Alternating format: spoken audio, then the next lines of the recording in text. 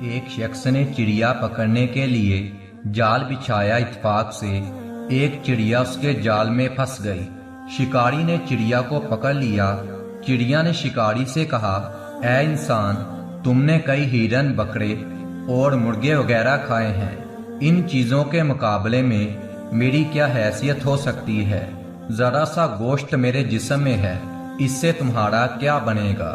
تمہارا تو پیٹ بھی میرے گوشت سے نہیں بڑھے گا، لیکن اگر تم مجھے آزاد کر دو تو میں تمہیں 3 نصیحتیں کروں گی جن پر عمل کرنا وہ تمہارے لیے بہت مفید ہوگا۔ ان میں سے ایک نصیحت میں تمہیں ابھی کروں گی، جبکہ دوسری نصیحت میں اس وقت کروں گی جب تم مجھے چھوڑ دو گے اور میں دیوار پر جا کر بیٹھوں گی۔ تیسری اور آخری نصیحت میں تمہیں اس وقت کروں گی جب میں دیوار سے اڑ کر سامنے والے درخت کی شاخ پر بیٹھ جاؤں گی۔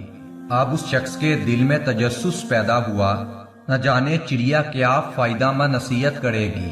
اس نے چڑیا کی بات مان لی اور چڑیا سے کہا، تم مجھے پہلی نصیحت کرو، پھر میں تمہیں آزاد کر دوں گا۔ چڑیا نے کہا، میری پہلی نصیحت یہ ہے کہ جو بات کبھی نہیں ہو سکتی اس کا یقین کبھی نہ کرنا۔ یہ سن کر شکاری نے چڑیا کو چھوڑ دیا اور چڑیا اڑ کر دیوار پر جا کر بیٹھ گئی اور پھر بولی، میری دوسری نصیحت یہ ہے کہ جو بات ہو جائے پھر اس پر غم نہ کرنا۔ پھر کہنے لگی، اے بلے ماس، تم نے مجھے چھوڑ کر بہت بڑی غلطی کی ہے، کیونکہ میرے پیٹ میں پاؤ بڑھ کا انتہائی نیا پتھر ہے۔ اگر تم مجھے ذبح کرتے اور میرے پیٹ سے اس موتی کو نکال کر فروخت کرتے تو تمہیں اس قدر دولت حاصل ہوتی کہ تمہاری آنے والی نسلیں مالا مال ہو جاتی۔ اس شخص نے جو یہ بات سنی تو وہ افسوس کرنے لگا اور کہنے لگا، تمہیں چھوڑ کر میں نے بہت بڑی غلطی کی ہے۔ اگر میں تمہیں نہ چھوڑتا تو میری آنے والی نسلیں سنور جاتی۔